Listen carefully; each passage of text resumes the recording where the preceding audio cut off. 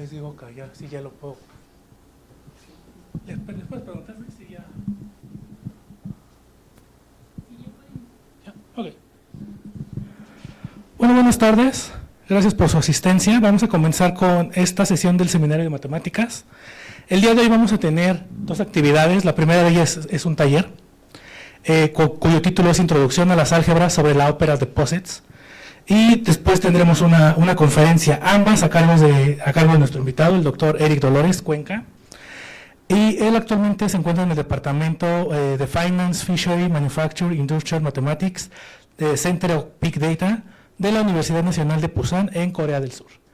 Y bueno, pues adelante, Eric, y muchas gracias por tu participación. No, muchas gracias por la invitación. Este es un tema que nosotros iniciamos, entonces me gustaría divulgarlo, y por lo tanto es un taller. Si tienen preguntas, hagan las preguntas. Yo vengo un poco desvelado, así que si escribo algo que no es claro, pregúntenme con confianza. El chiste es que esto quede claro. Bueno, entonces primero voy a contarles un poco de por qué hacemos estas cosas. Voy a decir que es una ópera y vamos a hablar un poco de combinatoria numerativa. Ahora, nosotros queríamos, en una parte de álgebra se quiere estudiar las operaciones. Entonces, por ejemplo, quieres estudiar la suma. Pero eso es un poco abstracto, ¿no? ¿Qué significa estudiar la suma? Algo que uno puede hacer es considerar estos diagramas de árboles y te imaginas que aquí tienes dos hojas y en las hojas tienes gotas de agua. Entonces, cuando la gravedad empuja las gotas de agua, hasta abajo esperas que se obtenga el resultado de la operación, que será la suma. Y pues entonces, si tú quieres que esto represente a una operación que es asociativa, entonces vas a pedir que estos dos árboles, cuando aquí tengas dos, aquí tengas dos, aquí tengas 3, aquí tengas, 2, 2, 3, 3 y 7, 7. Cuando tengas en esa condición, vas a pedir que el resultado sea el mismo. Es equivalente a pedir la asociatividad. Entonces, son árboles con ciertas condiciones para que pueda modelar la suma que conocemos. Esto, cuando uno lo escribe en la notación usual, pues es la condición que todos conocemos, ¿no? Bueno, y lo interesante es que esta idea de estudiar operaciones en abstracto se convierte en estudiar dibujos de árboles. Eso es más sencillo. Y bueno, conmutatividad nos diría que cuando tienes este árbol, pues no importa en dónde están las hojas, ¿no? O sea, si tienes aquí ya gotas de agua y tienes B ahí, o al revés, pues debe darte el mismo resultado. Okay. Bueno. No sé si alguno de ustedes tiene algún jardín, si alguna vez han plantado, porque a veces tienes una rama suelta de alguna especie y la injertas en otra planta y sigue creciendo, aunque sean especies distintas. De hecho, la ilustración que hice para este taller es un árbol donde están injertados diferentes árboles de otras especies. Lo hice con creo que lo hice con DALL-E 2. En el caso de estas operaciones, yo tengo dos operaciones binarias y agarramos una y la injertamos y obtenemos una operación ternaria. Y esto es lo equivalente a pedir la composición de operaciones. Entonces sí, estos diagramitas están representando las propiedades que conocemos de la suma. Para los que llegaron tarde, vamos a utilizar estos árboles para representar la suma, donde yo tengo hojas y en las hojas yo pongo gotas de agua, y el chiste es que cuando las gotas de agua llegan a la raíz, debo tener el resultado de la operación. Aquí debo tener C más D, y acá que debo tener C más D más A. Una ópera, de manera un poco informal, es una sucesión de conjuntos, y uno debe de pensar en esto como mis operaciones en áreas. Entonces, por ejemplo, para n igual a 2 son los árboles binarios con dos hojas, en el caso anterior. Para n igual a 3 son los árboles binarios, pero con 3 hojas. Okay. Y además debe haber una regla, una operación de composición. Este dibujito que se ve así, me está diciendo que si yo tengo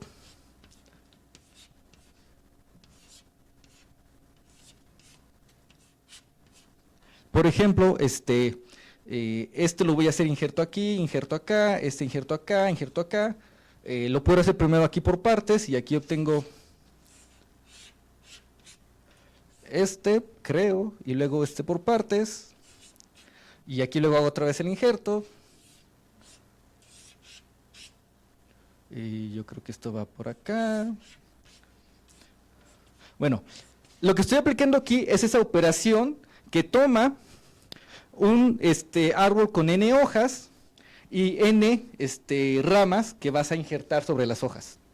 Y al final lo que tengo es un árbol con la suma de las hojas. Entonces aquí, si se dan cuenta, en este primer dibujo tengo un árbol binario y tengo 2 hojas binarias, y aquí lo que obtengo es un árbol con 4 hojas. Entonces aquí es la suma de las hojas de las inputs, que es lo que estamos escribiendo acá. Esta es la operación que está abajo, y estas son las que van a injertarse en las hojas. Y pues esta composición se le pide que sea compatible con acciones de permutaciones que no voy a mencionar hoy. Esta idea de las operands pues apareció en topología algebraica con el trabajo de Borman, Bong y Peter May, y después con Cevic y mi asesor Tamarkin las aplicaron en física matemática. Entonces esta es la definición de operand y vamos a ver ejemplos. Entonces tomen un conjunto. Y para cada conjunto tiene una ópera asociada, que es la ópera de endomorfismos. Entonces, para cada n yo debo decirles cuáles son las operaciones enarias. Pues las operaciones enarias son las funciones de x a la n en x. Son operaciones enarias. Entonces, esa es una ópera muy sencilla, todos la conocen, y la composición tiene sentido, ¿no? Estás componiendo entrada por entrada. O sea, tienes F una operación binaria, y tienes G una terciaria, y H una unaria, y esto lo mandas a F, y aquí tengo mi entrada G, y aquí tengo mi entrada H. Entonces esto es una ópera muy sencilla.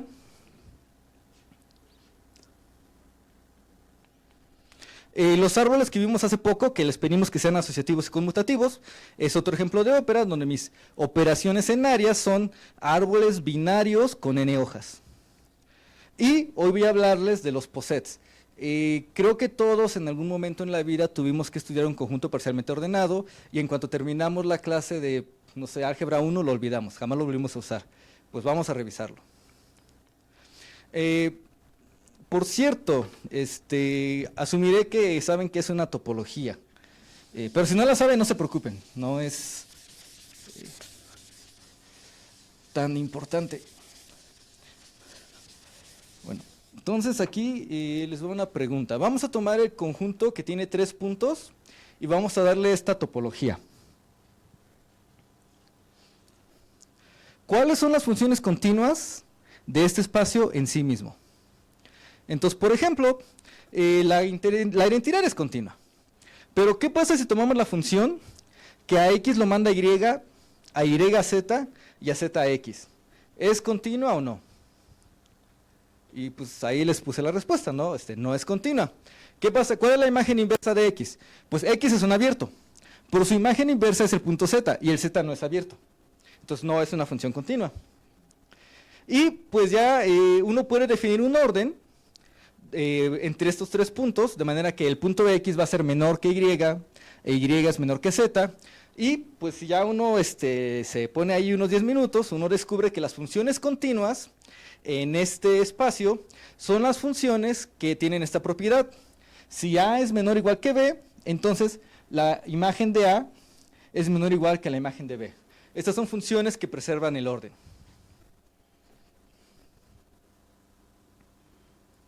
Y bueno, vamos a recordar un poco qué es un poset, ¿no? Entonces, ustedes tienen 3 alumnos.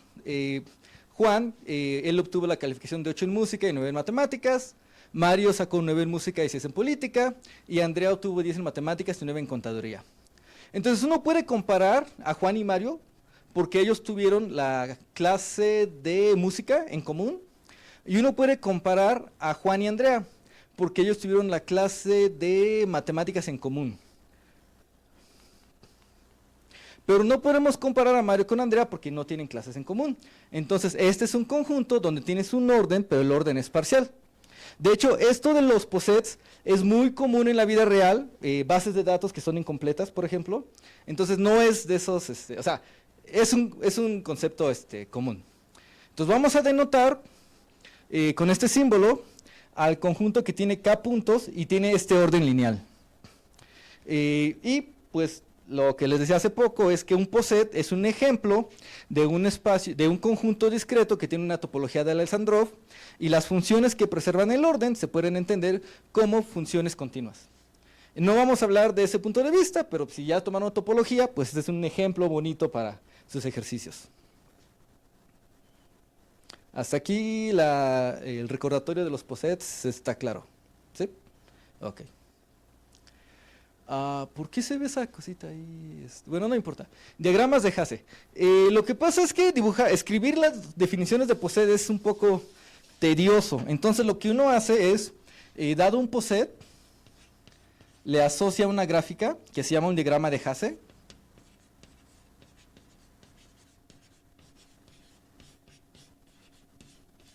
Y lo que haces es que tomas y pones un vértice para un punto y te tomas a cualquier sucesor del punto y vas a poner de este vértice, acá va a haber una flecha. Entonces, por ejemplo, si les doy el conjunto x menor que y x menor que z, en vez de estar escribiendo esto a cada rato, pues les voy a poner el dibujo donde yo tengo 3 puntos y hago esto. Y de hecho ni siquiera pongo la flecha porque va vertical. Entonces, hacer este dibujo tiene la misma información que darles este conjunto, pero esto es tedioso y aburrido. Entonces, lo voy a evitar en lo posible. Entonces, es un diagrama de Hasse, y a veces de izquierda o derecha o de arriba a abajo. Ahora, en los posets hay una especie de composición que se llama la suma lexicográfica. Y lo que hace uno a nivel de diagramas de Hasse, y bueno, la definición es esta, pero no creo que sea muy clara.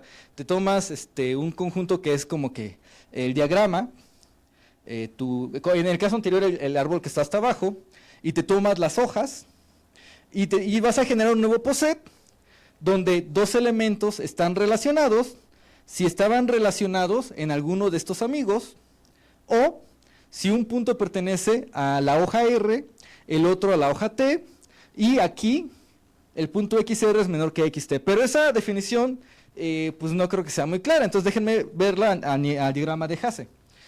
Yo tengo, digamos, este poset, que en esa notación va a ser P, y vamos a tomar, digamos, tres entradas. P1, que va a ser simplemente 2 puntos, y luego que va a ser una cadena, y que va a ser una cadena.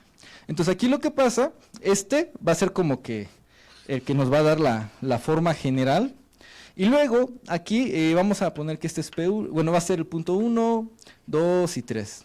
Entonces aquí, en vez de poner el punto, voy a poner el correspondiente poset. Aquí pongo el correspondiente poset. Aquí pongo el correspondiente poset. Y voy a darle el siguiente orden.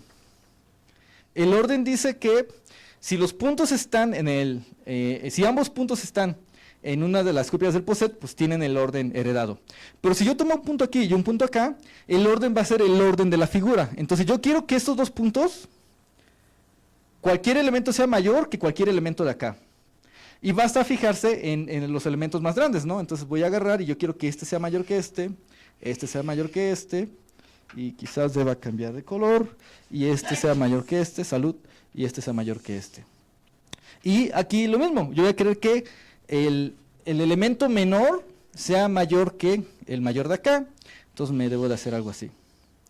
Y ya dibujado con calma, el resultado de componer este poset en estas 3 entradas es el poset que pues va a estar difícil, pero lo dibujamos de todas formas.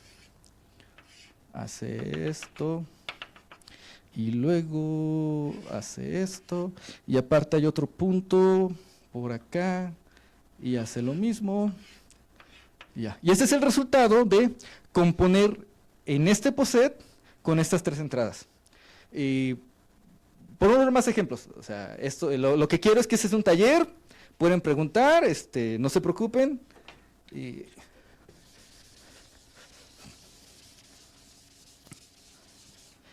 Otro ejemplo sería, si yo tengo esta operación y la evalúo en estos dos posets, pues agarro aquí, tengo mis copias y yo quiero que esta copia, todos ellos sean mayores que todos ellos, entonces este es el resultado. Okay. Bueno, esta se llama la suma lexicográfica de posets.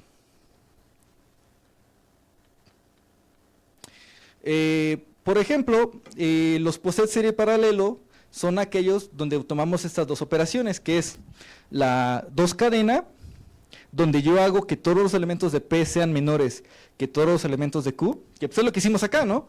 Todos los elementos de P son menores que todos los elementos de Q. Y la unión disjunta. La unión disjunta es un ejemplo muy interesante porque pues yo tomo, este es mi poset P, y pues evalúalo en lo que quieres, ¿no? RS. Pues, ¿qué te va a dar? Pues solamente pones R, pones S y no hay ninguna relación nueva. O sea, literalmente dibujas el poset que hayas tenido y no agregas ninguna regla. Entonces digamos que aquí tengo un punto y aquí tengo dos, pues el resultado es poner uno junto al otro. Entonces unión disjunta de conjuntos y no agregas ninguna orden, ninguna relación de orden. Y un poset serie paralelo es un poset generado por estas operaciones en cadenas. Entonces dejen escribir esta definición para que al rato la recordemos. Entonces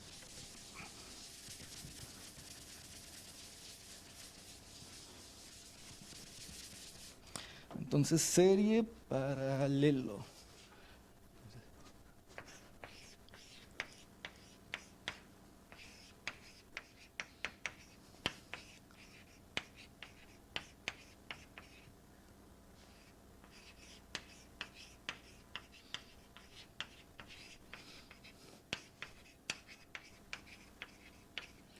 Donde una cadena es 1 menor que 2 bajo las operaciones,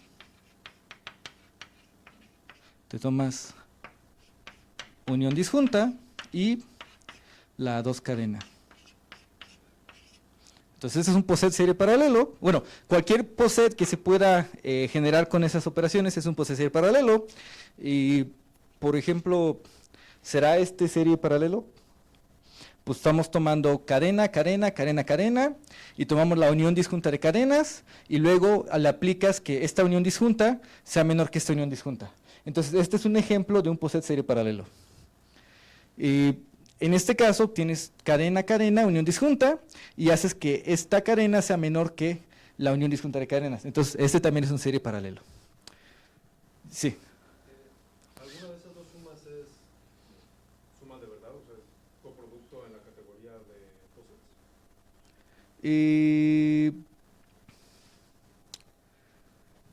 Categoría de posets.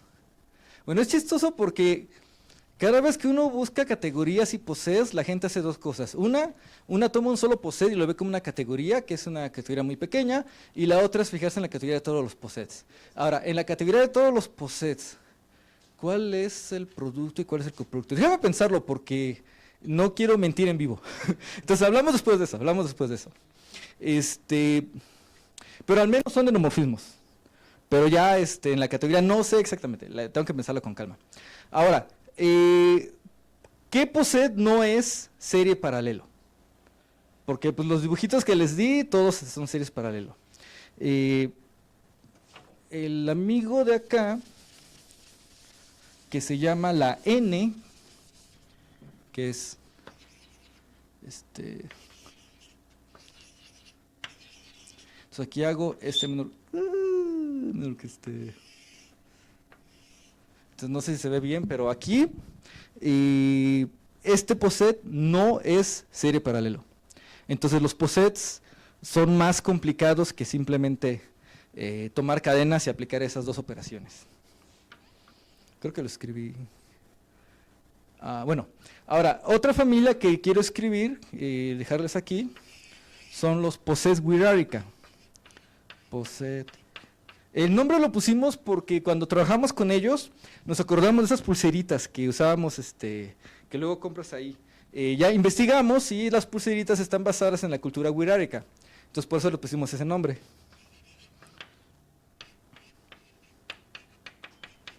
Creo que es con C en español, no me acuerdo. Entonces aquí tomamos cadenas y aplicamos la 2 cadena, que aquí se llama la suma ordinal, y ya hacemos una nueva operación. La definición de ahí, no se preocupen, lo que tú haces es tomas un poset y vamos a tomar como base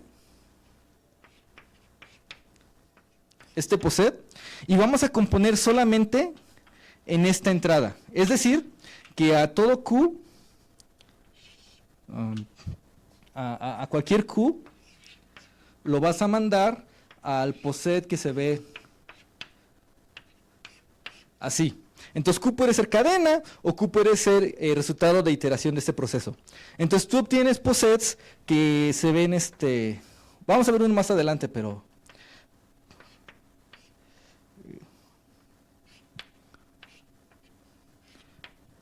y lo vemos como, como en topología algebraica, donde tienes un espacio y le pones una manija para poder agarrarlo, ¿no?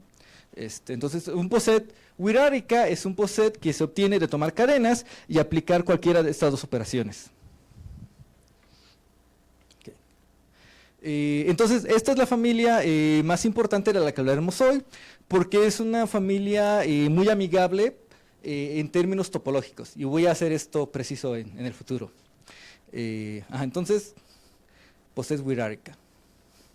Aquí hay un ejemplo, ¿no? Y aquí a la derecha estamos haciendo unos diagramas donde el punto significa que te tomas la gota y le aplicas la operación D, que es la operación que tenemos aquí, donde esta operación evaluado en Q, en realidad estás evaluándolo en un punto, un punto, un punto y Q. Y entonces aquí pones un punto, aquí pones un punto, aquí pones un punto y aquí pones Q. Y te da este resultado. Entonces esta operación la llamamos D. Y en notación gráfica la representamos como un circulito. Pensamos que eran como manzanas, ¿no? Entonces tienes tu árbol y si la gota pasa por la manzana, pues le aplicas la operación D. Y si dos gotas llegan a estas coyunturas, aplicas la suma ordinal, donde este es menor que este.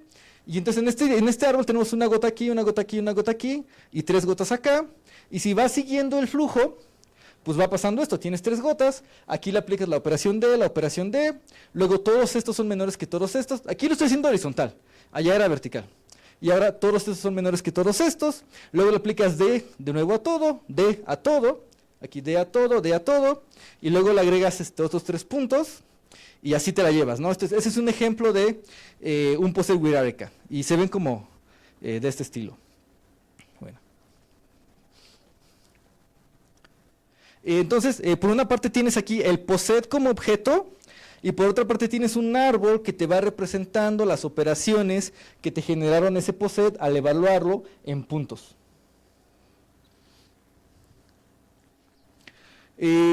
La ópera wirareca, entonces estábamos diciendo que óperas eran ciertos conjuntos donde tenías definida una composición, y habíamos dicho que los árboles conmutativos asociativos eran buenos para estudiar la suma, y habíamos dicho que a cada conjunto tenías la ópera de endomorfismos.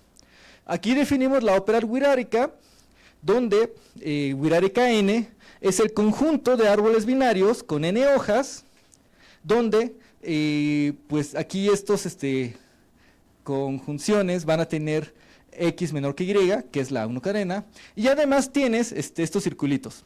Cualquier árbol que se genere de esa manera es un elemento, bueno, que tenga n hojas, va a ser un elemento de la ópera wirareca. Entonces, y la composición sigue siendo injerto de árboles.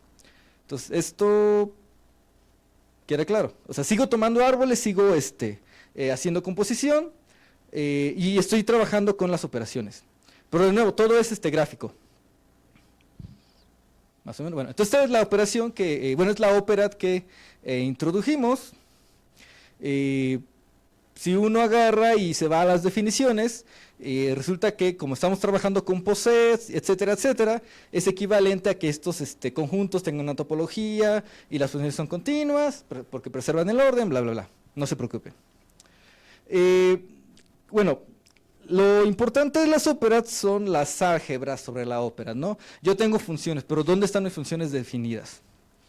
Una álgebra sobre la ópera es una función de óperas que va de la ópera O en endomorfismos de A. ¿Eso qué significa? Pues A es un conjunto. Y entonces yo voy a tomar mis operaciones abstractas y las voy a mandar a funciones en A. Estoy realizando mis dibujos en funciones en el conjunto A. Esa es una álgebra sobre la ópera. ¿Sí? ¿No?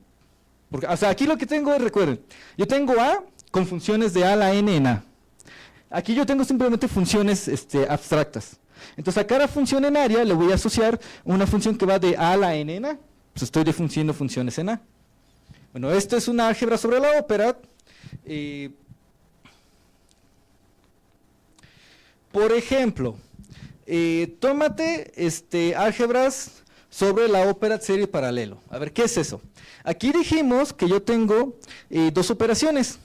Esta que es conmutativa y asociativa, y esta que solamente es asociativa.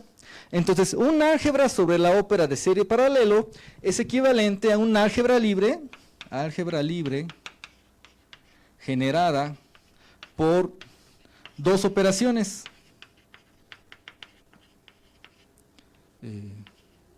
Dos operaciones.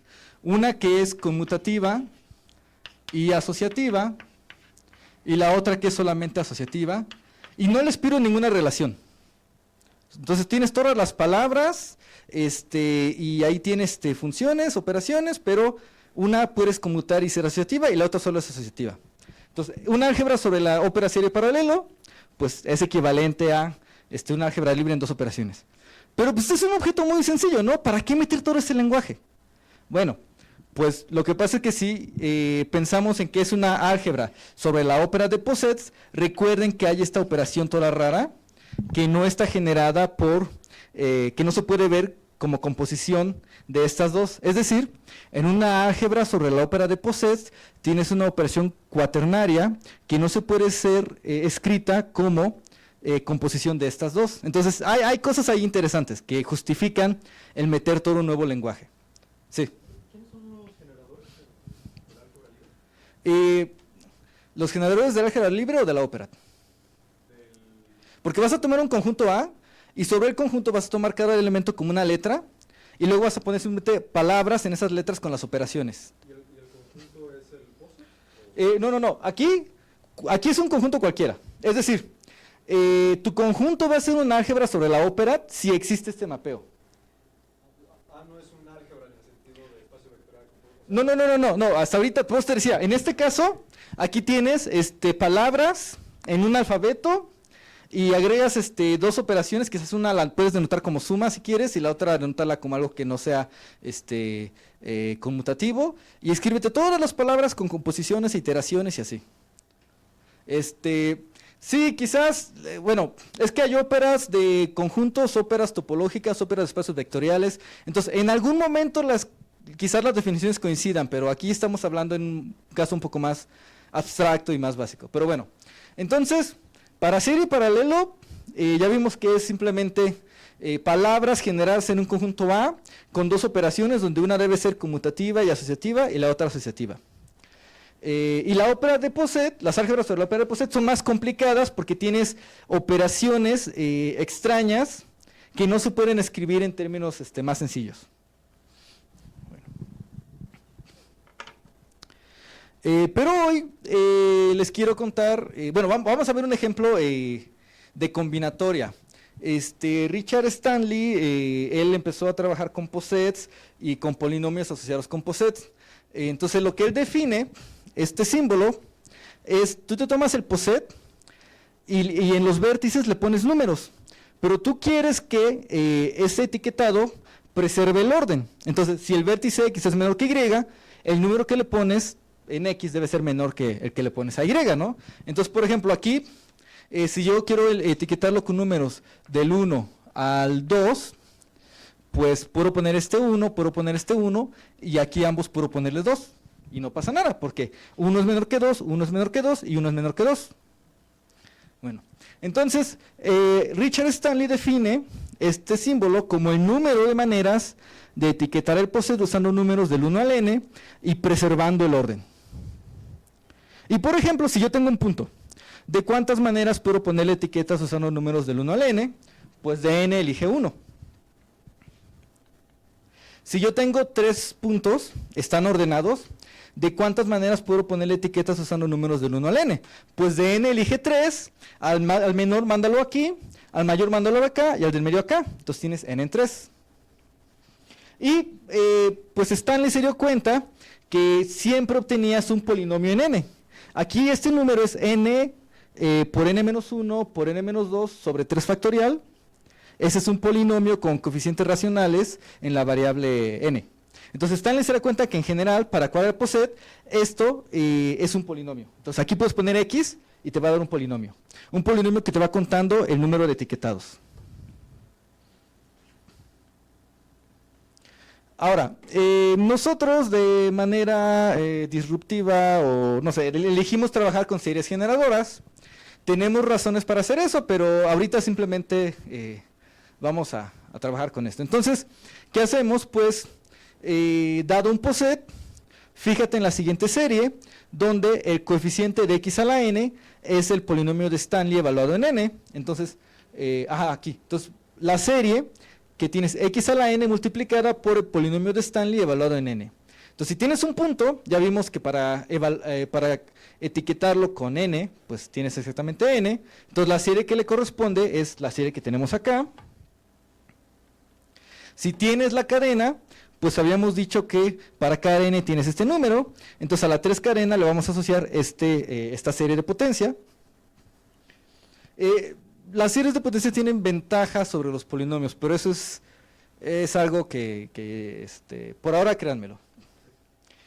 Y pues si tú te tomas n posets y tienes un poset con n puntos, definimos cómo al poset puede operar en n series. Entonces aquí son series de potencia y este es un poset. Y la manera en que opera es, tómate la serie asociada a la suma lexicográfica. Esto me está diciendo que las series que estoy etiquetando con posets forman una álgebra sobre la ópera de posets. Si vamos sobre todas las definiciones, bla, bla, bla, bla, bla, bla. Entonces, esto me está dando un mapeo de, ahorita de posets Wiratica a los endomorfismos de las series que definimos. Pero esto es muy abstracto, ¿no? ¿Yo qué hago con esto?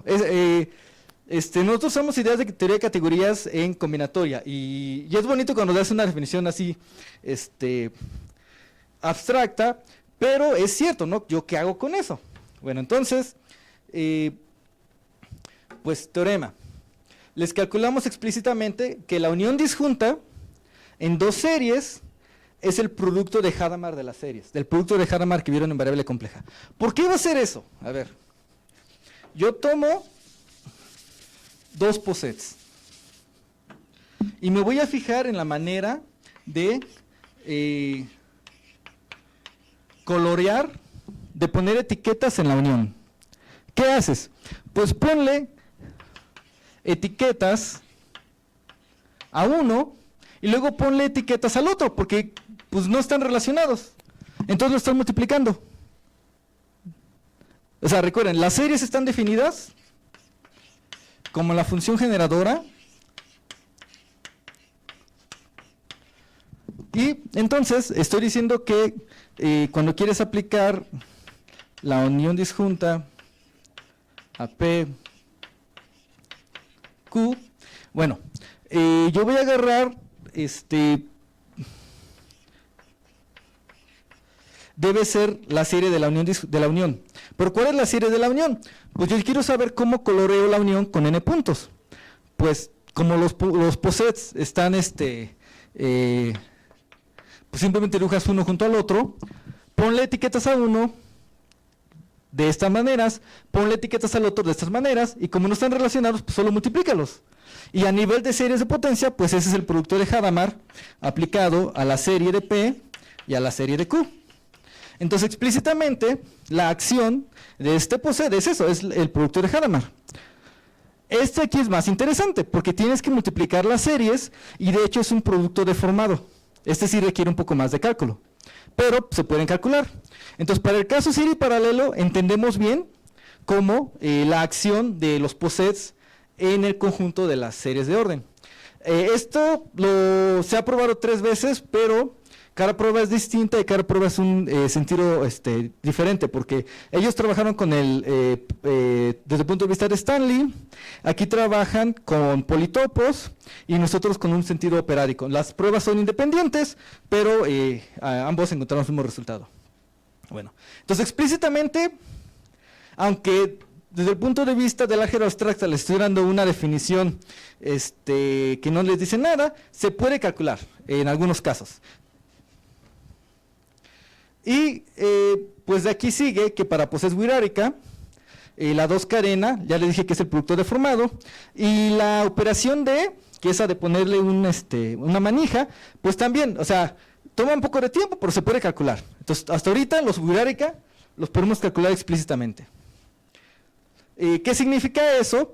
Pues que yo tomo este árbol, y aquí le pongo la serie de un punto, y voy calculando, y al final obtengo esta serie. Y con esto, si tú miras cualquier n, yo te digo todas las maneras de etiquetar este POSET usando ese n. Entonces eso ya está bonito, ¿no? Porque tú me dices de números del 1 al 1.000.000, y yo te digo de cuántas maneras puedes poner etiquetas usando números del 1 al 1.000.000. Porque sabemos cómo construir el POSET en términos de la ópera Wiraríka. Entonces eso ya es algo útil. Antes la gente usaba programas de computación, pero pues, ¿para qué escribes un programa para algo que te va a tomar 5 minutos? No lo necesitas.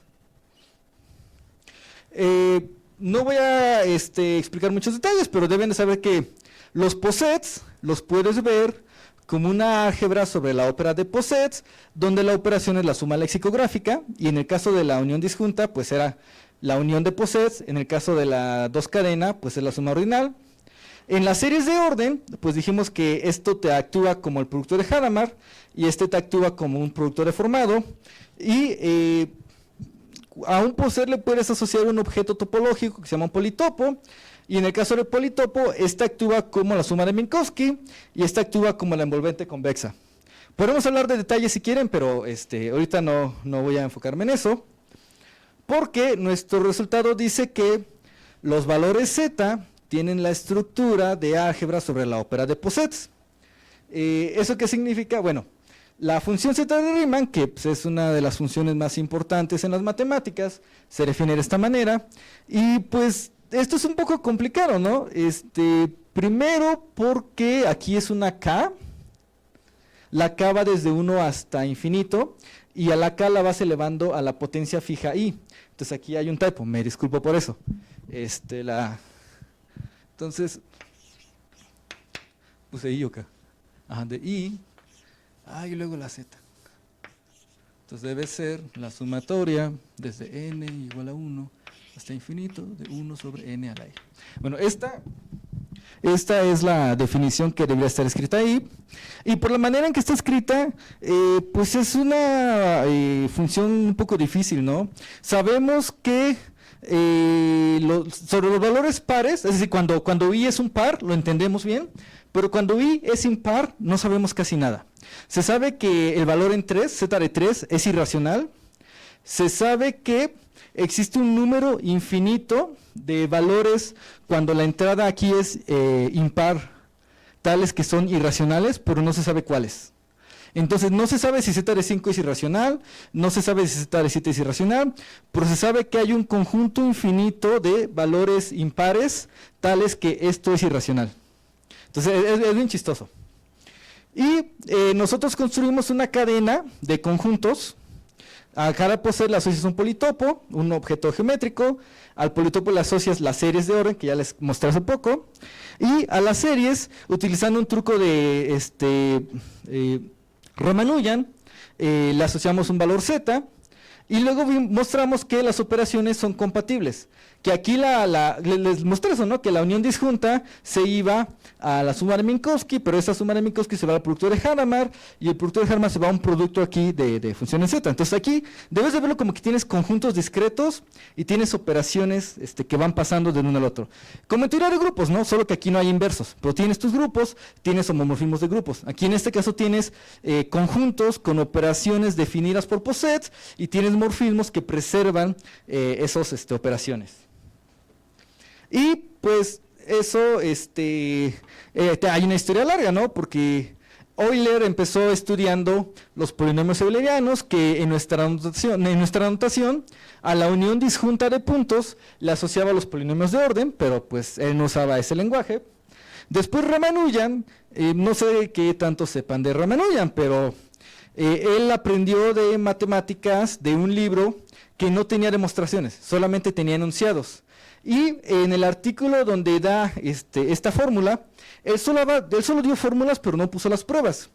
Entonces, cuando nosotros dimos nuestra prueba, nunca sabremos si es el método que él hubiera hecho. Lo que él hizo en nuestro lenguaje es, él tomó la unión disjunta de puntos y les asoció las series de orden de las que les hablé hace poco. Y con esas series de orden, él les asoció los valores Z. Y ya después, Eart, él es francés, estudió politopos y a los politopos les asoció series de potencia. Dokovic tomaba series de potencia y les asoció valores Z, pero él ya tomaba series en general, mientras que Ramanujan solamente tomaba las series de orden. Y ya después Stanley trajo la teoría de posets con polinomios de orden. Rick and Zhao hicieron la cadena de posets, politopo, polinomio a números racionales, y ya nosotros trabajamos con posets, politopio de orden, series, hasta valores Z. Entonces, pues sí, hemos estado trabajando sobre muchas ideas y pues las juntamos, ¿no? Entonces, bueno, ¿a qué me refiero cuando digo que los valores Z son una álgebra sobre la ópera de posets? Para cada poset le puedes asociar un número, para cada poset finito. El número explícitamente está dado por la siguiente serie alternante. Tómate el valor del polinomio de Stanley, del poset, P es fijo, y evalúalo en n, donde n va variando, y multiplícalo por z de n más 1 menos 1. Entonces esto se ve, de nuevo, ¿no? Les estoy dando una fórmula, pero pues, ¿qué hago con ella? Sin embargo, probamos que existe esta identidad que nos ayuda a simplificar estos elementos en cosas un poco más sencillas de manejar, ¿no? En particular, esta suma infinita es de hecho una suma finita de zetas con racionales. Pusimos esta parte de aquí, la parte izquierda, en varios software privados de matemáticas y se traban, no te da nada, porque para el software es difícil trabajar con zetas. Y luego los multiplicas por diferentes números, ¿no? Y alternante. Entonces se quedan trabados, no hacen nada. Pero di una plática en la conferencia de Wolfram, de matemática, y les dije, no, miren, tengo esa entidad y su software no lo hizo, bla, bla, bla. Y ya después de la plática, ellos me mostraron cómo, pues, no sé qué tanto sepan de programación, ¿no? Pero resolver un problema es más difícil que verificar una solución. Entonces, ya que les di esta identidad, ellos verificaron que lo de la izquierda es igual a lo de la derecha. Pero si yo no les doy esto, no saben qué hacer. Bueno, y cuando me dieron el código para verificarlo, pues el código, sin que ellos lo supieran, iba siguiendo nuestra demostración. Pero está bien porque es una demostración independiente, ¿no? Entonces eso ya me dio seguridad porque ya he estado hablando de esto en muchas partes, pero pues ching, ¿qué tal si había un error, no? Bueno, entonces tenemos esta identidad que surgió de estudiar los valores Z con la estructura de álgebras de poset. Entonces tenemos ahora una identidad en teoría de números explícitamente, si yo tengo un poset y le calculo el polinomio de Stanley, les dije que era un polinomio, y al polinomio lo podemos escribir en la base de polinomios binomiales, esto te define unos coeficientes. Entonces, el valor Z asociado a ese poset es la suma de estos términos multiplicados por los mismos coeficientes. Entonces eso es bonito, porque estos coeficientes tienen significado geométrico en términos de politopos. Entonces, como tienes todos estos mapeos, la información se va pasando de uno al otro. Esa información geométrica va pasando a los valores z. ¿Qué tiene que ver un valor z con un politopo? ¿Qué tiene que ver un valor z con el orden? Pero aquí vemos cómo pues la información va pasando y tenemos una descripción explícita de los valores z. En particular, pues como yo puedo dar poses actuando en valores z, en particular podemos entender algunos endomorfismos de valores z, que pues antes solo sabíamos que hay unos irracionales y otros no, pero ahora ya entendemos los endomorfismos. ¿Y qué pasaba con la ópera wierárica? Yo les había dicho que esta era una ópera muy amigable, porque si tú tienes un poset wierárica y escribes el poset en términos de las series de potencia evaluadas en cadenas, es decir, la serie evaluada de la 1 cadena más la serie de la 2 cadena, etcétera, eso también te da los coeficientes.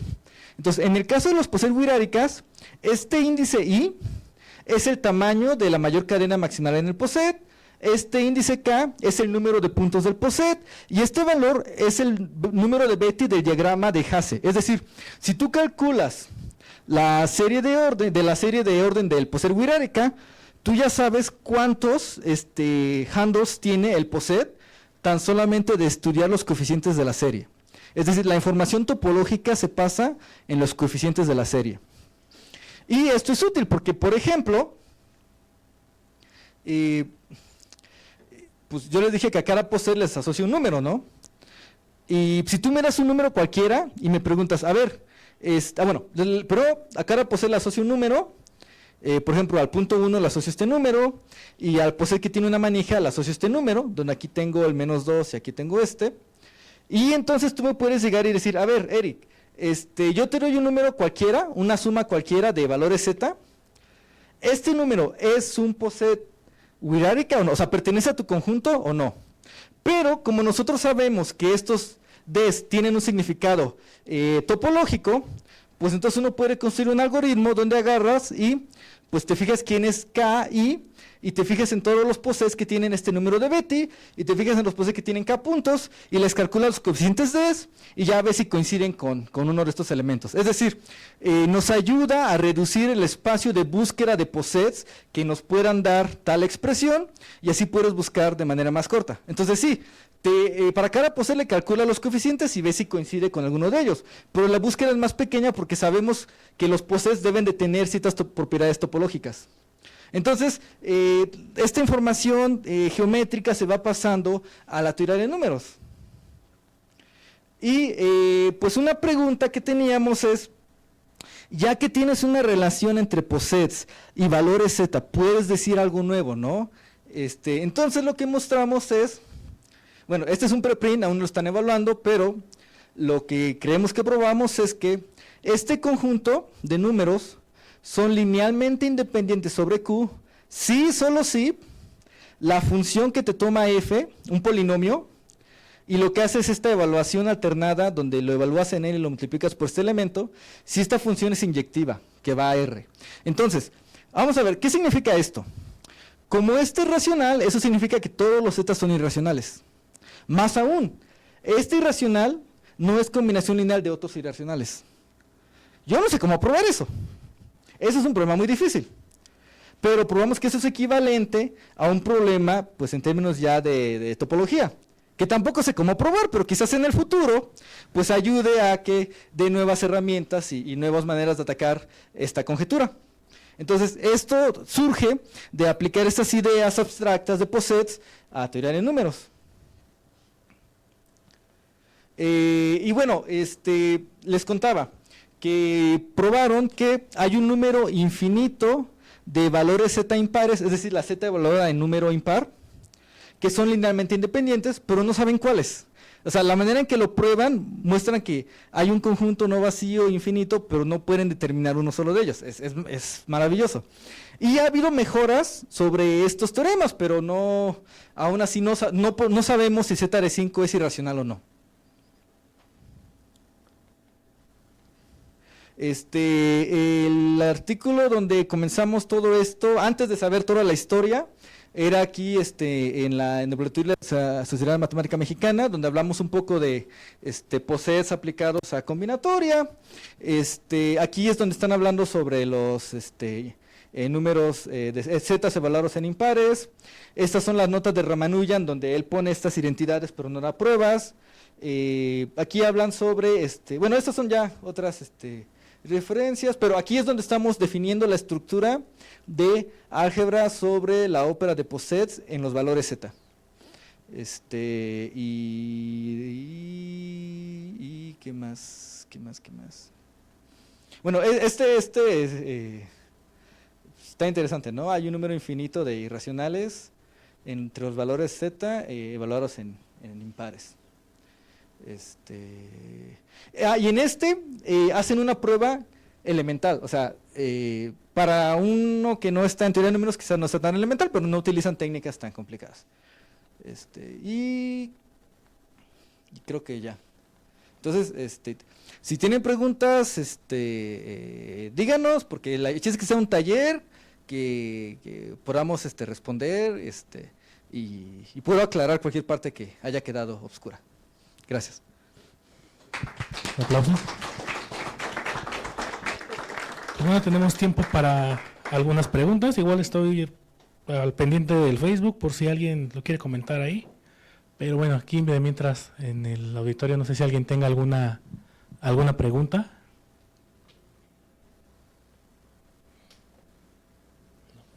Sí. Mencionabas que esto sirve para implementar productos, ¿no? En general en un conjunto.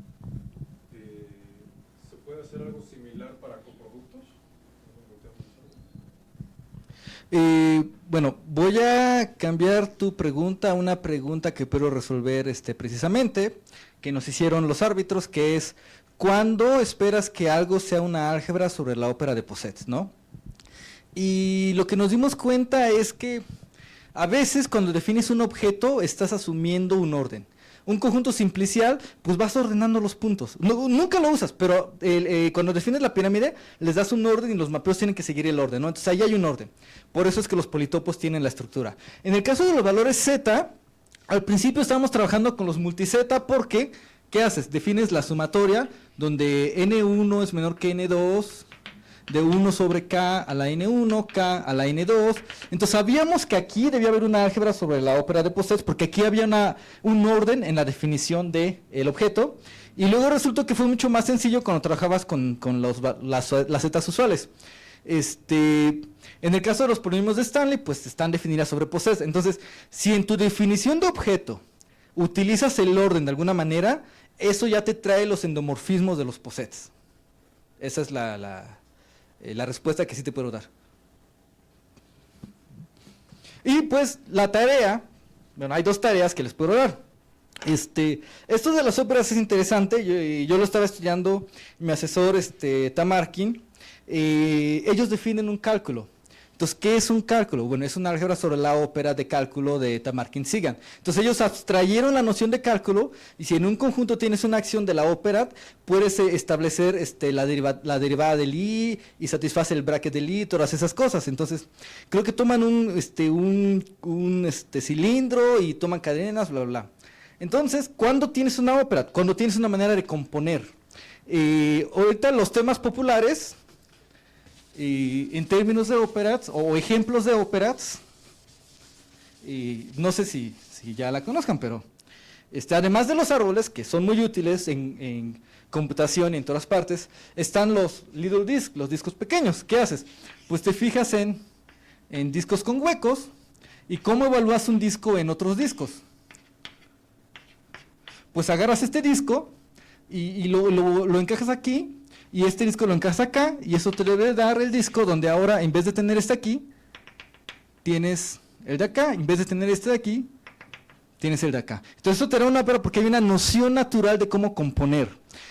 Otro ejemplo que es el queso suizo, pues ahora tienes este objeto, y lo puedes evaluar en dos tipos de entradas, una que son discos, y otra que son medio discos, y en este caso nos va a dar,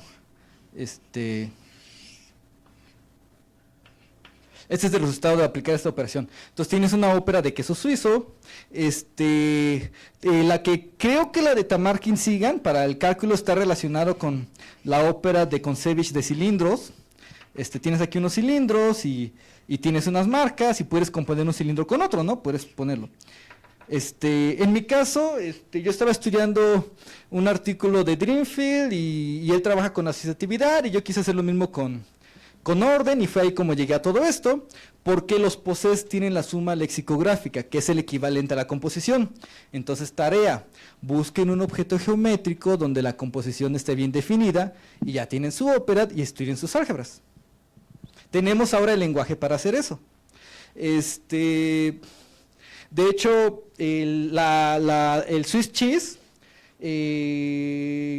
creo que Voronov estaba estudiando un artículo de Kontsevich y pues estaba pensando si había una manera de hacer esto geométrico y él llegó a toda esta estructura. Entonces, es en serio, busquen objetos donde la composición sea natural y entonces el siguiente problema es, bueno, pero ¿cuáles son las álgebras? En el caso de POSETS, quizás nuestra aportación es el empezar a describir las álgebras, es lo que hicimos nosotros. La noción de ópera ya existía, ya habían estudiado la ópera de POSET, pero nosotros estamos estudiando las álgebras. Y nadie esperaba que los valores Z fueran una álgebra sobre la ópera. Entonces, tarea, pues búsquense una ópera.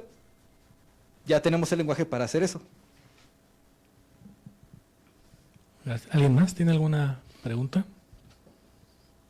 Sí. Bueno, no sé si tenga sentido, les voy a decir, pero apunto la pregunta porque no sé mucho del tema. ¿Hay alguna manera de meter algún tipo de relación en estos conjuntos de tal manera que den los mismos números con los que evaluas en las celdas de Riemann o algo así? No sé si tenga sentido hacer eso. Espera. ¿Te refieres a que, a ver, para el caso de la, bueno, o sea, porque si es un punto, recuperas la Z, no, de hecho, bueno, para ser preciso, hay dos estructuras de álgebra sobre la ópera de Poset en los valores Z, y en la otra estructura no tienes estos amigos, tienes sumas de estos amigos sin los racionales. Entonces, creo que es lo que preguntabas, ¿no? Si había manera de quitarse los racionales, pero todo es isomorfo.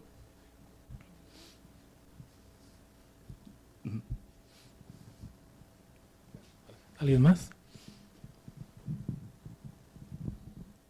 De cierta forma, con las óperas Guirari, ¿es posible hacer que un POSET se convierta en un conjunto completamente ordenado?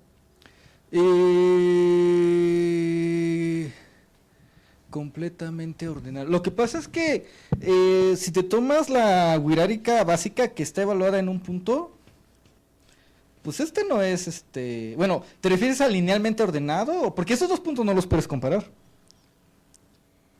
No, pero hay una manera de compararlos usando las mismas reglas de la ópera de Guirari. No, bueno, no creo que el orden sea lineal. No creo, porque de hecho lo que estamos haciendo con los valores Z es, les estamos dando un orden debido a la acción de la ópera. Entonces tu pregunta tiene sentido, pero no creo que el orden sea lineal. De hecho, el orden, si todo fuera bonito y probáramos la conjetura, tendrías un reticulado. Eso sí lo sabemos, pero como no hemos podido probar la conjetura, pero bueno.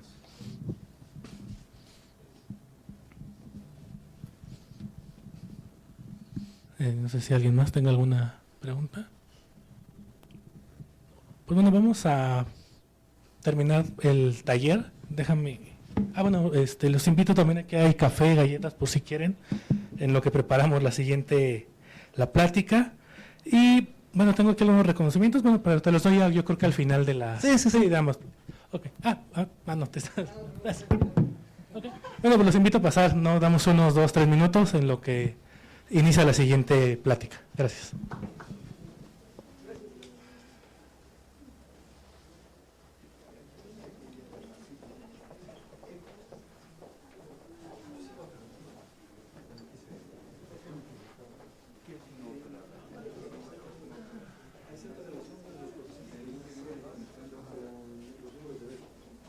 Sí, ¿se sabe algo sobre la porción?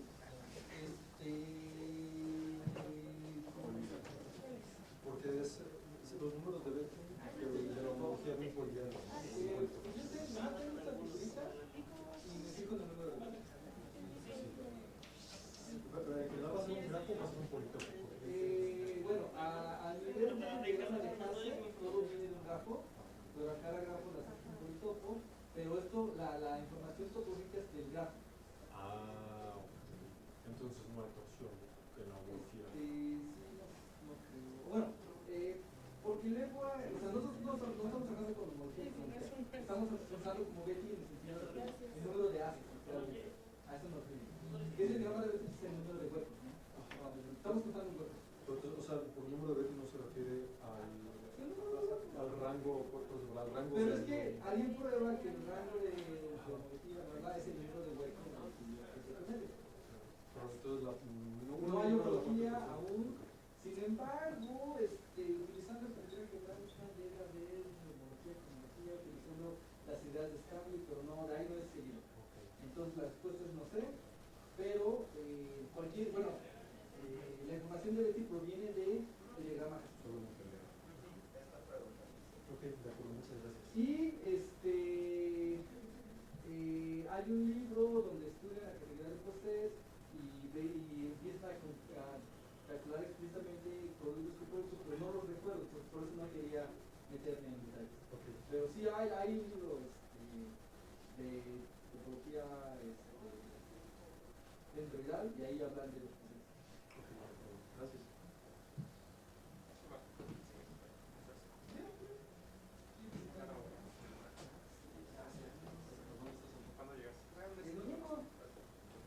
Sí, pero estoy en el horario de Corea, entonces... ¿Vienes con Jet? ¿Eh? ¿Vienes con Jet lag? ¿Con qué? ¿Jet lag?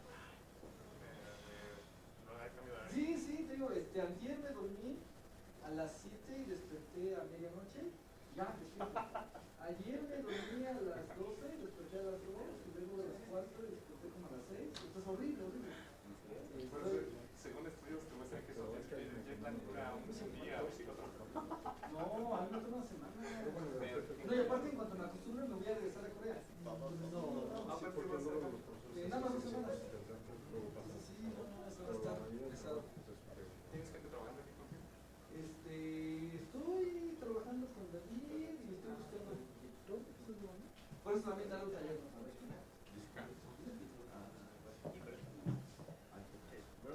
Sí,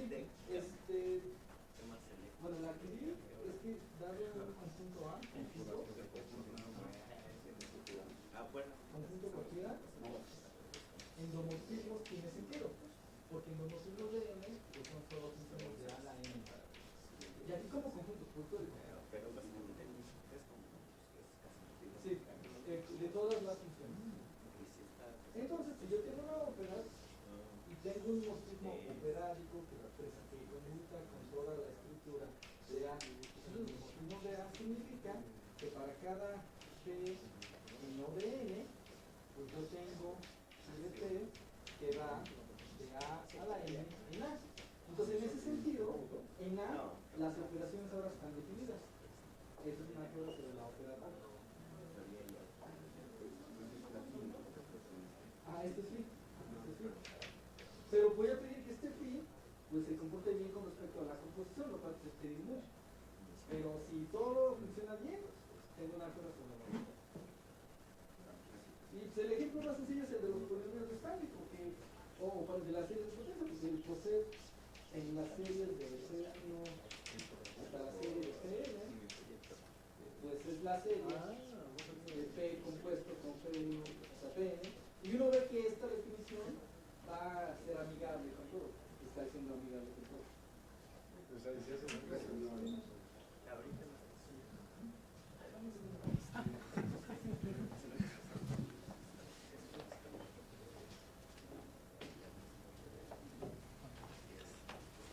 Un familiar venía, pero no sé si vaya a dejar.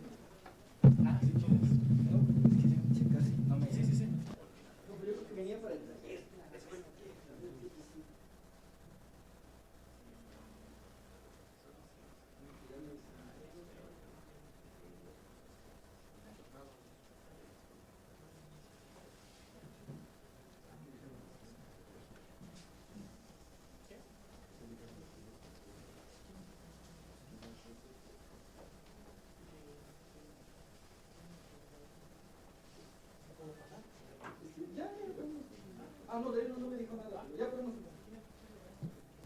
Muy bien, pues vamos a continuar ahora con la plática.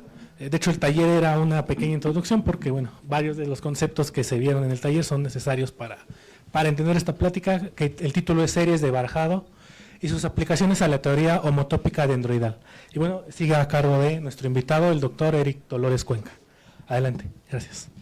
No, gracias a ustedes. Y bueno, entonces estoy trabajando en el Finance, Fishery, Manufacture, Industrial Mathematics Center on Big Data y en Corea. Entonces, el resultado principal, déjenles digo el resultado principal, luego les explico qué aparecen las palabras. Dado un árbol y un árbol lineal con n vértices, contamos el número de barajeados entre árboles. Voy a explicar eso, pero ese es un problema que aparece en un artículo de Hofbeck y Mordick en el 2018, entonces era un problema abierto, y ese problema está relacionado con las bases de la homotopía dendroidal, que aparece en el segundo artículo, y también está relacionado con un producto tensorial en topología. Entonces, lo que les voy a explicar es puramente combinatorio, pero aparece de problemas en topología, en homotopía dendroidal y en topología. Pero entonces voy a contarles nada más la parte combinatoria, pero podemos ver un poco de las aplicaciones. Bueno, entonces, les comento, les recuerdo que la n-cadena es un conjunto con n puntos donde están ordenados de una manera lineal, y un poset es un conjunto con un orden parcial. Por ejemplo, aquí estoy diciendo que A es menor que C, B es menor que C, A es menor que D y B es menor que D, pero yo no sé cómo A y B se relacionen. No lo sé, no tengo esa información. Entonces es un orden parcial. Y pues escribir la definición es tediosa, entonces en vez de eso usamos diagramas de Hasse, que es una gráfica donde pones una flecha de un elemento al sucesor. Entonces aquí tengo que A es menor que C, A menor que D, B menor que C, B menor que D, entonces tengo la misma información que tengo allá, pero es más fácil hacer las gráficas. Bueno, a ver, ¿qué es barajear?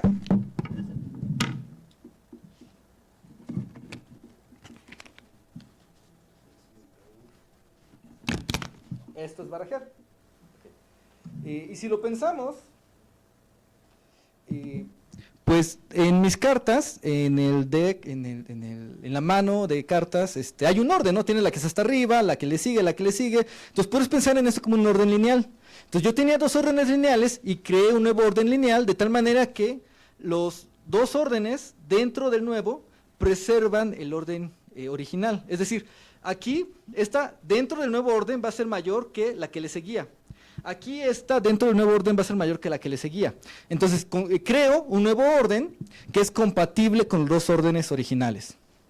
Bueno, pero en términos de matemáticas también lo podemos decir. Entonces, yo tengo dos órdenes lineales y entonces un barajeo es el conjunto dado por la unión de los puntos con un nuevo orden lineal, pero tal que las imágenes de los órdenes preservan el orden que tenían. Esto es lo mismo que les hice de manera aquí. Sería bonito que todo pudiéramos hacerlo visualmente, ¿no? Pero bueno. Y, por ejemplo, si yo tengo dos cartas y una carta, ¿de cuántas maneras los puedo barajear preservando los órdenes? Pues la nueva está hasta abajo, la nueva está en medio o la nueva está arriba. Entonces son los únicos barajeos posibles. Y lo que queremos hacer ahora es, dado que podemos barajear cartas, dado que podemos barajear órdenes lineales, podemos extender la noción de barajeo a barajeo de árboles. Bueno, pues, ¿qué es eso, no? No existe esa definición. Básicamente queremos hacer combinatoria sobre árboles. Y en la plática, aunque estoy diciendo dos árboles, voy a asumir que el segundo árbol es lineal, es decir, el segundo árbol va a ser una cadena. Pero el primero sí va a ser más complicado. Pero el segundo árbol siempre va a ser un deck usual. Entonces, la unión disjunta de posets, pues es el conjunto que tiene la unión de los puntos, pero ahora el orden es tal que dos elementos son comparables si eran comparables en A o si eran comparables en B. Y si lo piensan, pues estoy tomando los posets, los dibujo uno junto al otro y no agrego nada. Solo tengo las relaciones de orden originales. Y la suma ordinal de posets toma dos posets y ahora tomo la unión de los puntos, pero voy a pedir que dos elementos se pueden relacionar, si se podrían relacionar en A o en B, o voy a pedir que todos los elementos de A sean menores que los elementos de B. Y esto se ve más sencillo en términos de diagramas de Hasse, ¿no?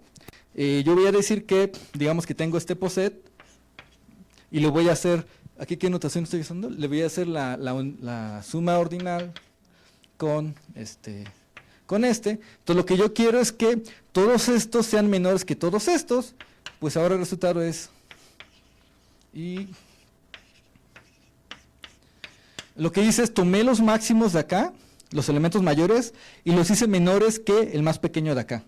Y este es el resultado. Bueno, eso es la suma ordenada de posets. Que pues si estuvieron en la parte anterior saben que es asociativa, pero no es conmutativa. Bueno.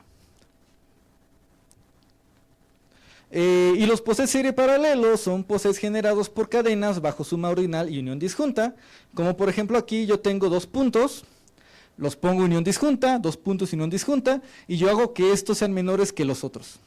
Entonces este es un ejemplo de un poset serie paralelo, y el otro ejemplo interesante es que si yo tomo un árbol y me fijo en los vértices y les doy el orden, donde la raíz es el más pequeño, entonces el poset de vértices de un árbol también es un poset serie paralelo. Entonces en vez de trabajar con árboles, voy a trabajar con poset series paralelo. ¿Qué no es un poset serie paralelo? Pues el poset n,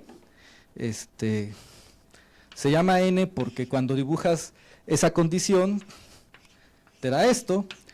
No es serie paralelo.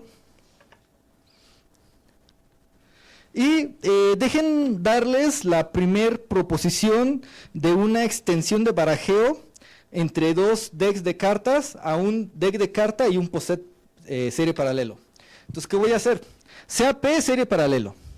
Y tomemos como n un es que no sé cómo se dice deck en español, es ¿mazo? Ah, bueno. Entonces, tómate un mazo con n cartas. Entonces, un deck divider barajeo se consiste en tomar mis n cartas, que las veo como líneas horizontales, y las voy a poner sobre el diagrama de Hasse del poset, de tal manera que yo no tenga dos cartas consecutivas, y antes de la primera línea y después de la última línea debe haber elementos del poset. Entonces, este está aquí y este está acá. Entonces, yo tengo P fijo y dado un mazo con n cartas, un barajeo deck divider va a ser cualquier configuración que satisfaga estas dos propiedades. Por ejemplo, aquí tengo dos posibles configuraciones para el mismo poset P, donde P es está aquí escrito de manera horrible. Pero bueno, dado el poset P, aquí hay dos posibles barajeos deck dividers. Esta definición tiene sentido y uno puede calcular todas las posibles maneras de hacer eso. Por ejemplo, para este poset que tengo aquí, pregunta,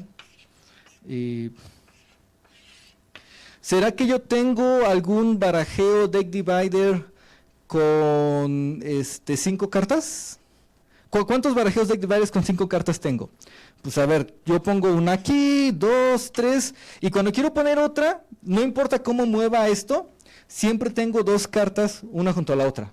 Entonces, deck divider con el poset de acá y 5, el número de estos es 0. Entonces, para n grande, en general no tienes soluciones a las condiciones geométricas del problema. ¿La definición tiene sentido? Yo siempre puedo tomar el diagrama de Hasse y fijar de cuántas maneras puedo poner mis líneas horizontales. Eso está bien definido y voy a pedir que tenga estas dos condiciones.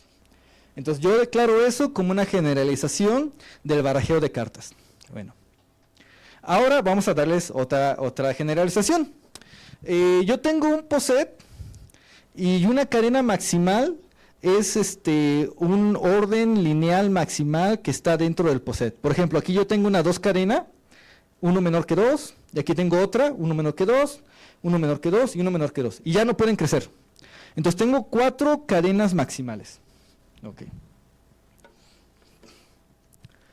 Un barajeo colímite, para los que saben categoría les va a gustar esto. Entonces, dado P, un poset serie paralelo, un barajeo colímite de P y el mazo de n cartas consiste en un poset, en posets cuyos puntos están etiquetados por puntos de P o N, tales que, y déjenme les dibujo el caso anterior para que les había dado creo este poset, ¿no? Con 4 cadenas maximales. Entonces me voy a fijar en el conjunto de cadenas maximales de P, y aquí yo tengo A, y va a haber un isomorfismo en el conjunto de cadenas maximales de A. Entonces yo aquí, yo no sé cómo sean, pero yo debo tener 4 cadenas maximales. Ok. Y luego, la siguiente condición es que si yo tomo una cadena maximal en P, como esta, la correspondiente cadena maximal va a ser un barajeo entre esta cadena maximal y mi mazo de n cartas, un barajeo de los usuales. Entonces, ¿cómo se ve eso? Pues si tomamos este poset y tomamos el mazo que tiene solo una carta, estoy diciendo que cualesquiera de estos posets tiene exactamente 4 cadenas maximales, y que las 4 cadenas maximales son de la forma o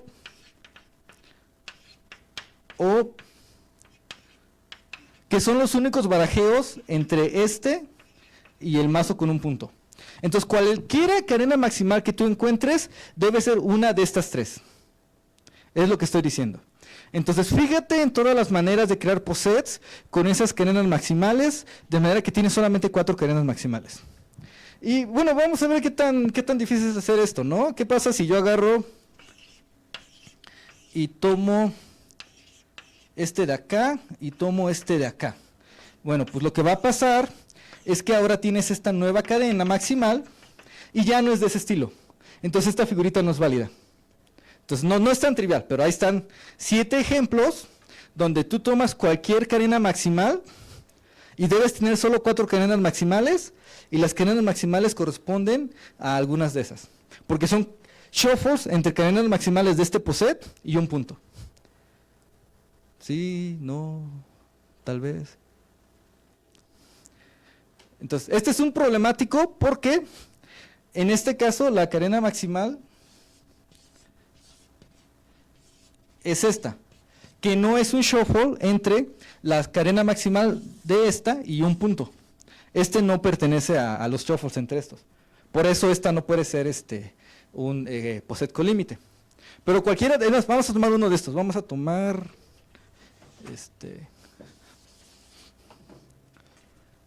¿cuál se ve bonito? A ver, este de acá.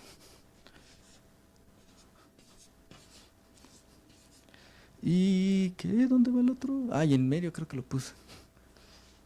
¿En medio? Ah, sí, en medio. Ok. Entonces este va para acá. Y... ay, tengo que ver. Escribí esto hace rato, entonces... este va por acá, debe de evitarlo. Y del otro... ay, del otro queda así. Entonces, ¿qué está pasando aquí? Bueno, si lo piensan, aquí tengo 4 cadenas maximales y las cadenas son uno que es esta cadena que está acá, la vertical, la otra que es esta cadena que está acá, la otra que es esta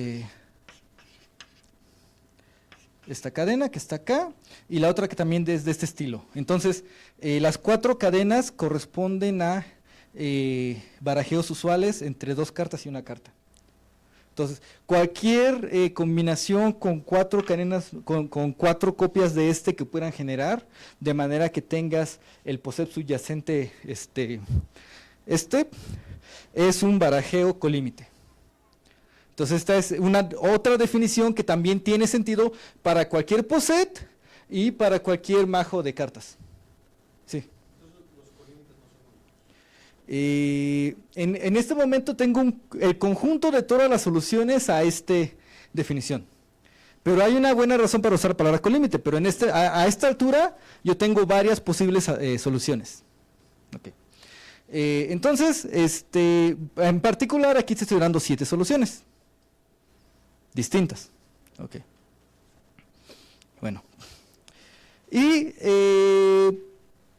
hay otra posible generalización de barajeo que llamamos el local deck divider. Entonces, ¿qué es un deck divider, local deck divider entre un poset P y un majo de n cartas?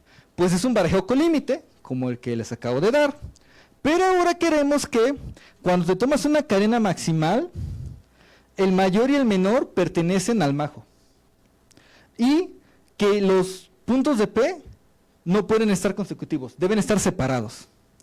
Entonces aquí, pues sigue siendo el poset pero ahora tenemos 4 cartas, y para cualquier cadena maximal, la primera y la última pertenecen al majo, y estos ya no pueden estar juntos, siempre hay algo que los separa.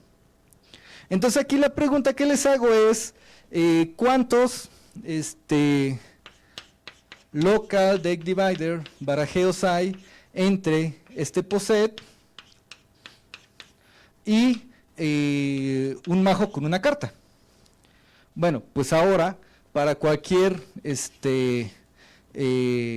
cadena maximal, recuerde que el primero y el último deben de pertenecer al majo, ¿no? Pero si lo pongo acá, ya no lo puedo poner abajo. Entonces no hay. Entonces en este caso, cuando el número acá es pequeño, para n pequeño, tenemos soluciones. Y acá antes era para n grande, no había soluciones. Bueno. Entonces ahorita nada más les dije 3 propuestas de cómo generalizar el barajeo entre mazos a barajeo entre un poset serie paralelo y un mazo.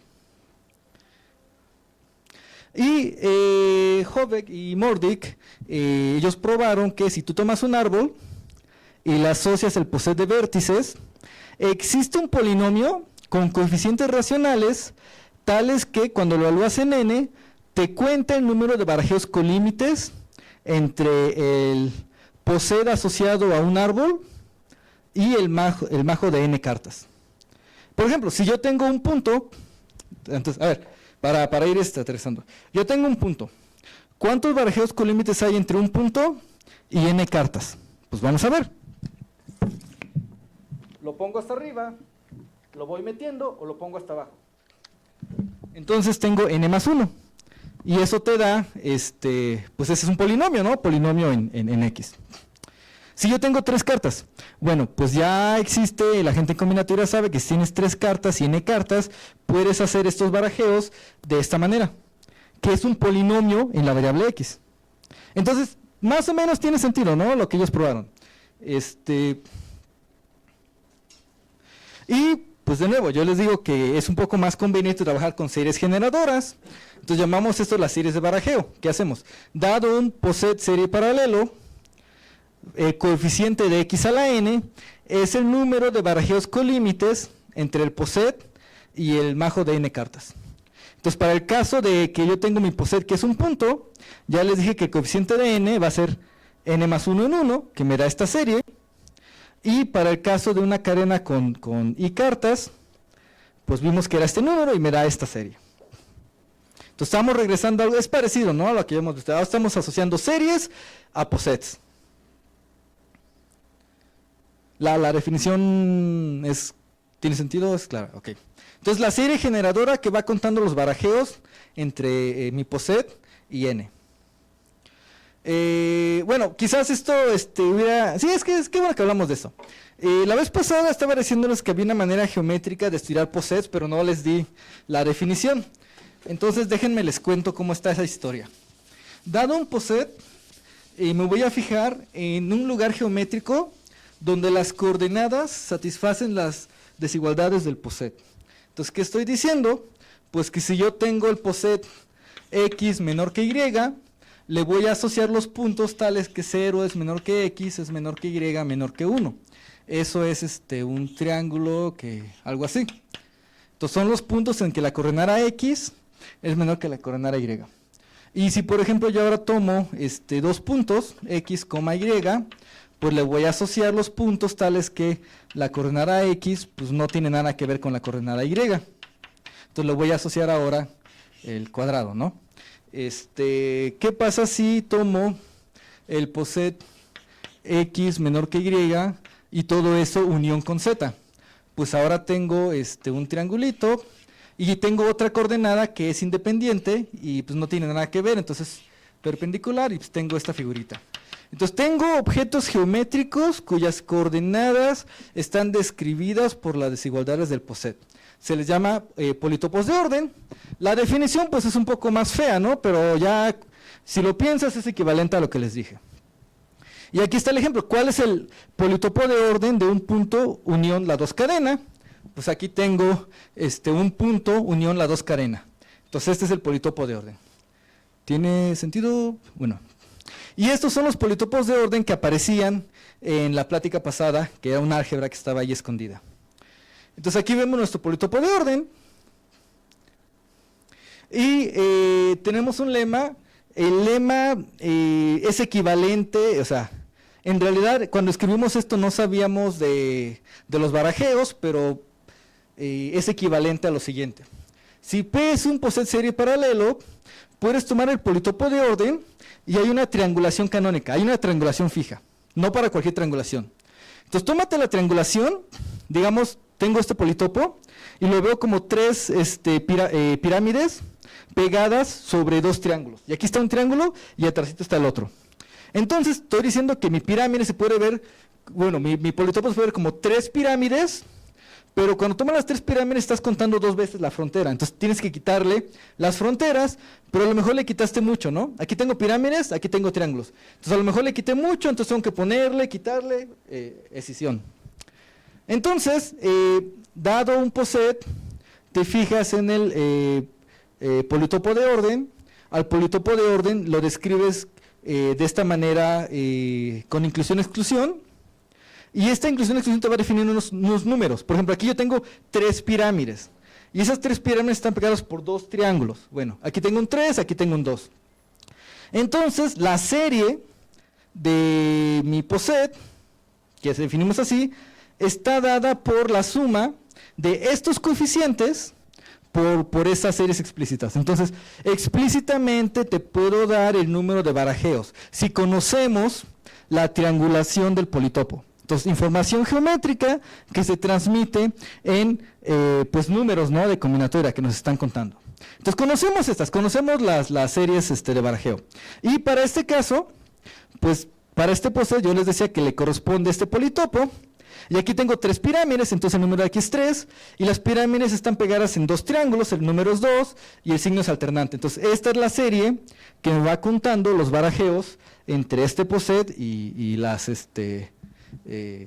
cartas. Entonces, pero yo les di tres propuestas, ¿no? Tres propuestas de barajeos. Entonces lo que probamos ahorita es que si esta es la serie de colímite, pues entonces esta es la serie de Deck Divider y esta es la serie Local Deck Divider. Entonces vamos a pensar un poco qué está pasando aquí. Si n es grande, yo aquí tengo polinomios. Si n es grande, entonces el coeficiente es 0. Entonces si n es grande, no tiene soluciones, que es lo que habíamos dicho. Si n es pequeña, fíjense que aquí empieza, por ejemplo, digamos que este es 1, entonces este comienza con x multiplicado por esta serie, entonces aquí no hay constante. Pero si esto empezara con x cuadrado, esto de aquí va a empezar con una constante y el mínimo valor que tú puedes tener es x cuadrado. Entonces, dependiendo de los valores, no vas a tener soluciones para n pequeña, que es lo que yo les estaba diciendo acá. Para n pequeña no tiene soluciones. Entonces, es chistoso cómo la topología, la geometría de mi politopo, pues está entendiendo las restricciones en las soluciones a mi problema combinatorio. Entonces, pues nuestro resultado es que, bueno, ya existía la noción de estos barajeos, pero no se conocía esta fórmula. Entonces ellos, la pregunta que querían es, ¿cómo encuentras este número? Entonces dimos esta fórmula Y utilizando la teoría abstracta de óperas, mostramos que en realidad cada solución son ternas. Y entonces encontramos estas ecuaciones. Pero luego dijimos, pues, ¿qué estamos contando? Entonces, ya que encontramos las ecuaciones, tuvimos que descubrir el concepto de combinatoria. Entonces, la pura teoría de categorías, la pura teoría de óperas, nos dijo, debe haber 3 soluciones. Y ahora el problema es, ¿pero qué son combinatoriamente que estamos calculando? Entonces, estas 2 construcciones son nuevas que nosotros dimos y vienen en paquetes, ¿no? Vienen formalmente. Y ejemplo, a ver, yo tengo este POSET y pues uno puede calcular que los coeficientes son 4, 4 y 1 y pues ya tengo mi expansión de las series, entonces aquí me queda 7. Entonces en particular, los 7 ejemplos que ya tenemos, no hay más, eran los únicos que había. Y si yo ahora tuviera el barajeo con 2 cartas, pues tendría 26. Entonces ahí hay un ejemplo, un cálculo explícito. Bueno, entonces, cuando trabajamos con esta teoría de las álgebras sobre la ópera de Posets, lo aplicamos a teoría de números. Y con este proyecto estamos mostrando que también puede ser aplicado para resolver problemas abiertos de combinatoria. Entonces, el artículo donde introdujimos todo esto se llama Shuffle Series, y pues los otros son donde íbamos construyendo la teoría. Ahora, solamente les estoy dando la parte combinatoria, pero si quieren podemos hablar de cómo esto se relaciona con homotopía, o porque pues, ya estamos hablando por un largo plazo, también podemos terminar aquí, depende de cómo vean, pero en principio la plática aquí termina, y lo que no les dije, porque pues esta es una plática independiente, es que todo esto funciona porque lo que en realidad hacemos es mostramos que en este conjunto de series existe una estructura de álgebra sobre la ópera de Posets, y luego para el caso serie paralelo lo calculamos explícitamente, y entonces ya que lo calculas explícitamente ya tienes las fórmulas. Entonces, de nuevo, el truco es encontrar explícitamente cuál es la acción de la ópera de Posets. Y lo interesante es que mostramos que basta con calcularlo para cadenas, y para poderlo, o sea, si tú tomas un POSET, lo puedes descomponer como cadenas y operaciones de POSETs. Entonces, si sabes cómo se define la unión disjunta de la concatenación en cadenas, ya puedes calcular cualquier serie paralelo. Ese es el truco. O sea, lo que había dicho hace rato, les puse un dibujo de un Wirareca y lo describí en iteración de operaciones binarias y unarias, y estas eran sencillas porque siempre estaban evaluadas en cadenas. Entonces, aunque el POSET sea complicado, si es serie paralelo, lo puedes reducir a calcular cadenas una y otra vez, por eso es que pudimos calcularlo. Pero bueno, eso lo puedo hacer más explícito, pero para los que estuvieron en el taller, la manera en que probamos esto fue: primero mostramos que había una estructura de álgebra, y después, para el caso serie paralelo, calculamos explícitamente la acción. Y si alguien está interesado, el problema abierto es que no sabemos la acción de la n. No hemos podido probar que esta acción es útil. No tenemos una fórmula explícita de cómo la n actúa en las series asociadas a los barajeos.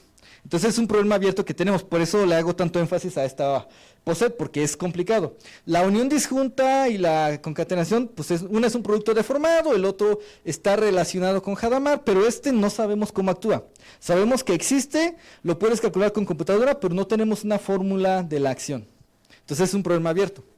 Entonces la manera en que solucionamos este problema fue utilizando la estructura de óperas, pero como usualmente hablo de esto sin hablar de óperas, pues nada más les estoy dando los resultados. Entonces, no sé si quieren terminamos aquí, y si alguien quiere, pues les cuento qué es homotopía dendroidal, si alguien está interesado.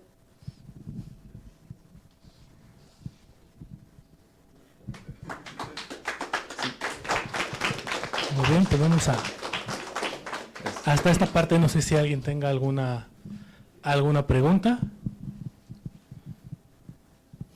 Me parece que... Yo creo que sí. podemos continuar. Bueno, homotopía, conjuntos simpliciales, bueno, yo voy a pensar en los conjuntos simpliciales. no me acuerdo si el simbolito es así o algo así, lo voy a pensar como un árbol que tiene n puntos. Ok, este es mi conjunto simplicial con n puntos. Entonces uno toma la categoría de conjuntos simpliciales y uno se fija en los functores de delta O a Z, ¿no? Y los elementos son conjuntos simpliciales. Ok. Pero ahora, en vez de tomar la categoría que tiene estos árboles, definimos la categoría de árboles, pues la categoría que tiene árboles. Y hay una composición que no voy a mencionar, pero es operádica. Y la categoría de árboles, pues ahora te fijas en los árboles y te fijas en functores de esta categoría de árboles a conjuntos, y en particular, pues como estos son árboles lineales, los conjuntos simpliciales están encajados en los árboles. Entonces un conjunto simplicial está encajado en los conjuntos dendroidales. ¿Qué es omega de t, perdón? Bueno, omega de t es la categoría de estos árboles con una composición operádica. Aquí, así por ejemplo, aquí tengo delta, es la categoría de las líneas con una composición operádica. Entonces lo que haces es, extiendes de la categoría simplicial añadiendo árboles formales, y te fijas en los functores a conjuntos, y a esto les llamas conjuntos dendroidales. Y Mordic, creo, no estamos grabando así, bueno, no importa, acaban de probar o pusieron un preprint donde dicen que tienen un modelo para estudiar Infinity Operas, y que su modelo es equivalente al modelo de Jacob-Lurie. Por eso es que son importantes, porque les da un modelo para estudiar la teoría de Jacob-Lurie para el caso de Operas. Entonces, cuando hacen ellos esto, una cosa interesante que en conjuntos simpliciales es, nosotros queremos saber cómo multiplicas delta n y delta m, ¿no? Uno puede darle una triangulación, y si lo haces a mano, te das cuenta que aquí hay barajeos de cartas lineales. O sea, ¿qué pasa? Aquí yo tengo una línea, pues el producto va a ser un cuadrado, y aquí yo tengo unos puntos x menor que y, y aquí tengo unos puntos x mayor que y. Entonces, este es un barajeo entre dos cartas, este es un barajeo entre dos cartas. Igual tengo un triángulo, y lo hago con un punto, y te das cuenta que lo puedes triangular, y que ahora tienes x menor que y menor que z, y bueno, digamos que la vertical es z, luego tienes x menor que z menor que y la otra frontera es z menor que x menor que y. Entonces los barajeos ocurren cuando estás estudiando la triangulación del producto de conjuntos simpliciales. Bueno, si quieres hacer producto de árboles, pues lo que necesitas ahora es la teoría que hicimos. Entonces ellos ya tenían definido, de hecho, pues ellos consideran unas óperas aquí, y a esas óperas les definen un producto tensorial de óperas, y el problema que tenían es que, digamos, yo tengo mi producto tensorial de óperas, y ellos no sabían cuántos elementos hay. Entonces, ¿cuál es este producto? Y este producto, digamos que yo tengo aquí mi ópera omega t, donde t es un árbol, y dame un segundo, deja ver que no te mienta tanto. A ver, ajá. Entonces, yo tengo mi árbol, ¿no? Digamos mi árbol acá, y yo tengo otro árbol ternario. Entonces, esta es una operación binaria, esta es una operación ternaria, y pues algo que yo puedo hacer es componerlos y obtener una operación con 6 entradas, o puedo componerlos y obtener una operación con 6 entradas. Y entonces cuando ellos estudian las posibles combinaciones de árboles, hay una condición que dice que en casos bonitos estos deben de ser equivalentes.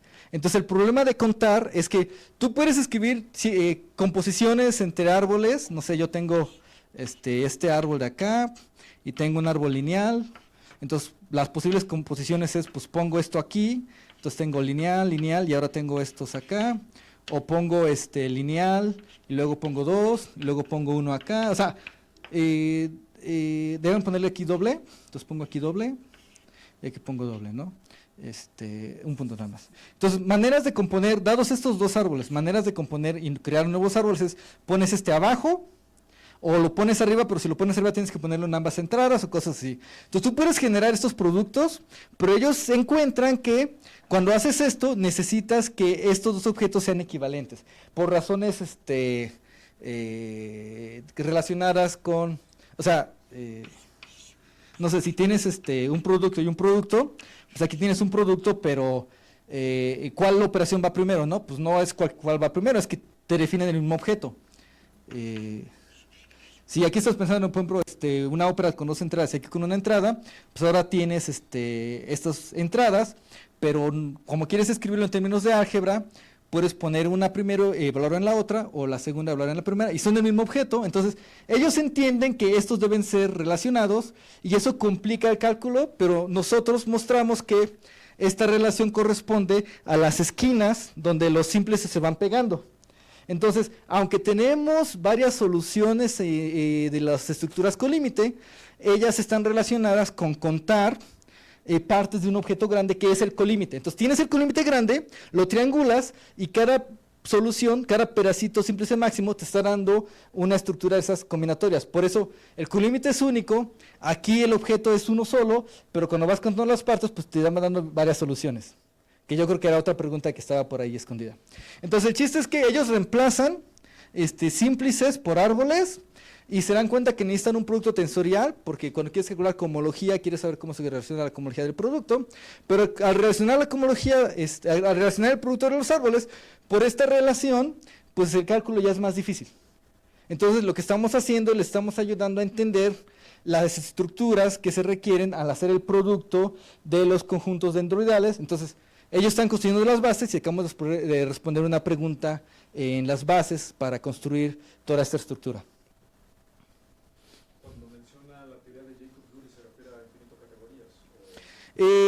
Yo me estoy enfocando en el punto de vista de ellos, pero hay un artículo que puedes ver donde ellos demuestran que es mejor que veas el artículo, porque yo solo sé que tienen artículos donde dicen que su modelo es equivalente a un modelo usando la teoría de infinito de categorías de óperas, Infinity Operas. Pero la parte de Jacob-Lurie no la sé bien, entonces es mejor que veas el artículo. Pero ellos demuestran que pues su estructura dendroidal es equivalente a la teoría de Jacob-Lurie para óperas. Y entonces nuestro resultado ayuda a entender el producto de estos objetos básicos.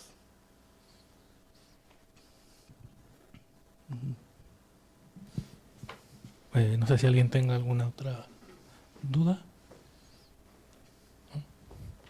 Bueno, pues creo que vamos a dar por terminado el taller. Bueno, la plática. Me permito hacerte entrega de un par de reconocimientos. Instituto Politécnico Nacional, Escuela Superior de Física y Matemáticas, se otorga el presente reconocimiento al doctor Eric Rubiel Dolores Cuenca por la impartición del taller Introducción a las álgebras sobre la ópera de Posset y por la presentación de la conferencia Las series de barajado y sus aplicaciones a la teoría de homotopía dendroidal, como parte del Seminario de Matemáticas, Ciudad de México, a 2 de mayo de 2024, la técnica al servicio de la patria, y firma el director de la escuela, el doctor Miguel Neri Rosas. Por favor, un aplauso. Gracias.